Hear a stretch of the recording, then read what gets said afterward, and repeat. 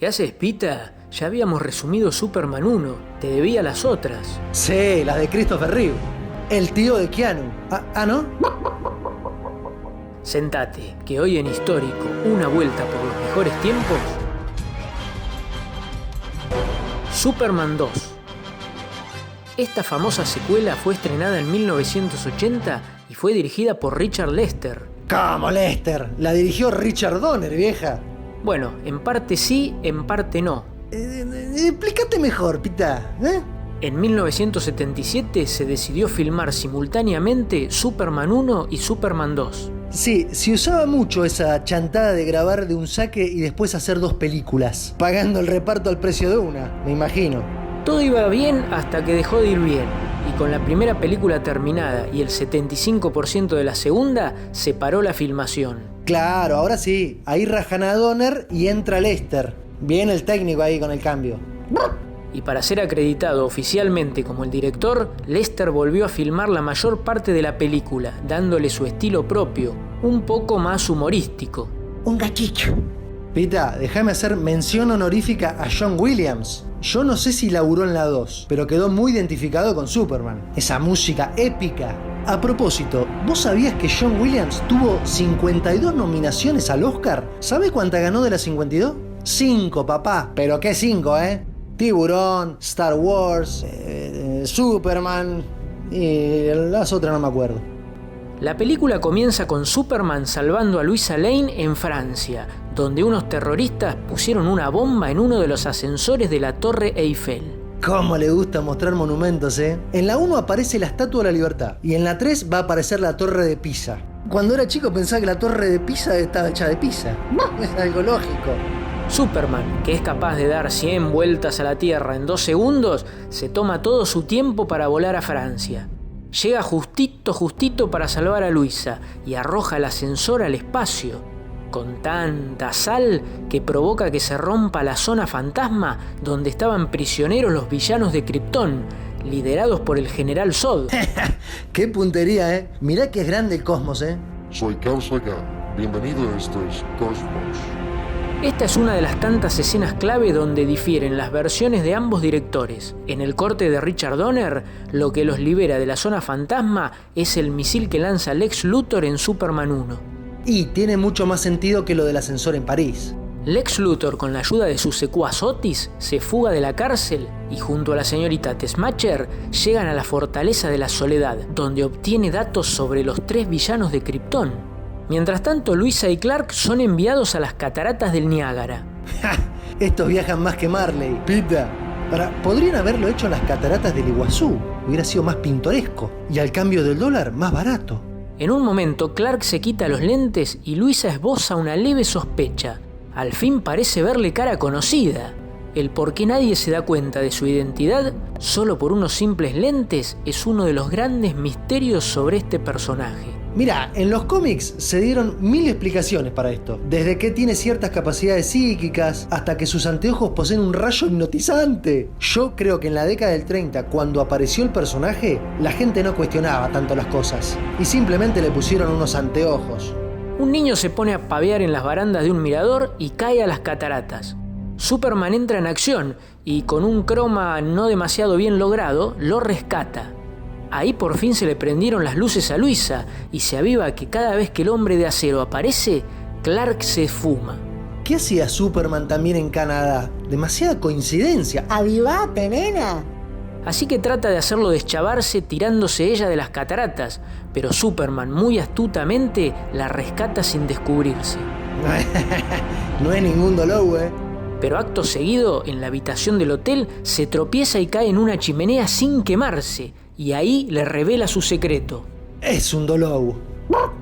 En la versión de Richard Donner no hay escenas en las cataratas. Acá Luisa directamente se tira del edificio del Daily Planet para tratar de obligar a Clark a revelar su identidad. ¿A quién se le ocurre hacer algo así? ¿Y si no era Superman? Y la chimenea tampoco existe. En esta versión, Luisa apunta a Clark con un arma, le dispara y este se descubre. Papita, ¿qué pasó con mi pelo? ¿Y los lentes? Como esa escena nunca se filmó, se recuperaron las pruebas de cámaras hechas por Christopher Reeve y Margot Kidder. Por eso los cambios en el peinado del actor. Y esta escena es más dura que la de la chimenea, que era algo más naif. Era Superman, ¿cómo se iba a tropezar, vieja? Luego de esto se dirigen a la fortaleza donde Kal-El renuncia a sus poderes debido a su amor por Luisa. Las pelotudeces que uno hace por amor, Pita. Superman mojó el bizcocho. Histórico. Justo se le ocurre quedarse sin poderes cuando Zod y sus secuaces llegaron a la Tierra para dominarla. Las escenas donde descubren sus poderes están muy cerca de ser un sketch de los Tres Chiflados. Me imagino que vieron el video de los Tres Chiflados. Ah, bueno, ¿quién es? Jesús de Nazaret, Jesucristo de Nazaret.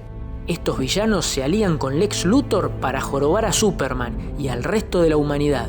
Claro, y Zod se entera que Superman es hijo de Jor-El y va a buscar vengarse de su carcelero. Me imagino.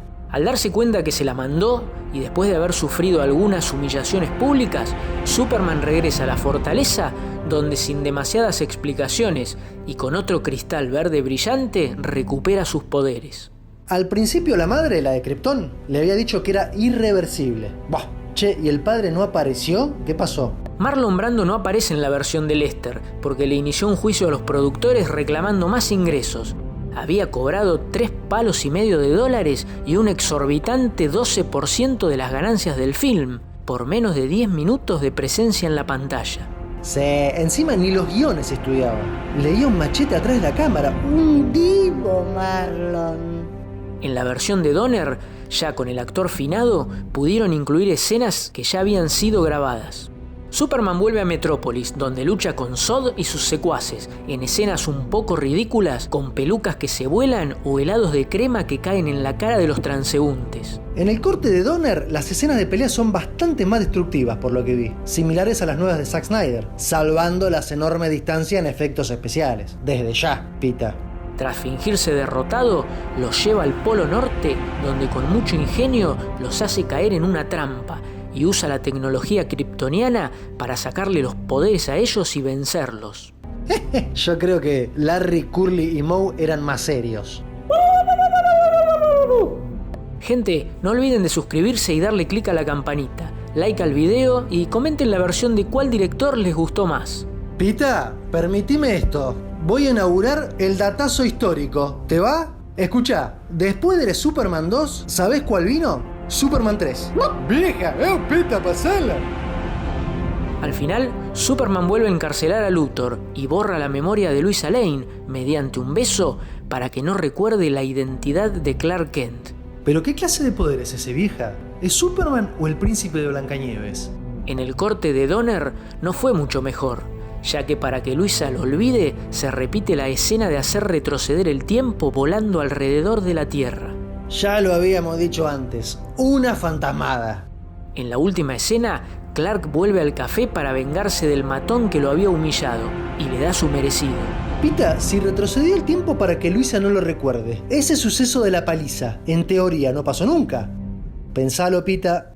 Y así finalizamos el resumen de Superman 2, quizá la última de las grandes entregas de esta saga de Christopher Reeve. La película fue un éxito tanto en crítica como en taquilla. La versión de Donner también gustó y tuvo mucha aceptación. Seguramente seguiremos viendo aventuras de nuestro héroe surcando el cielo. Escuché una cosa, ¿va a haber resumen de la 3? Esto es Superman, no es Batman,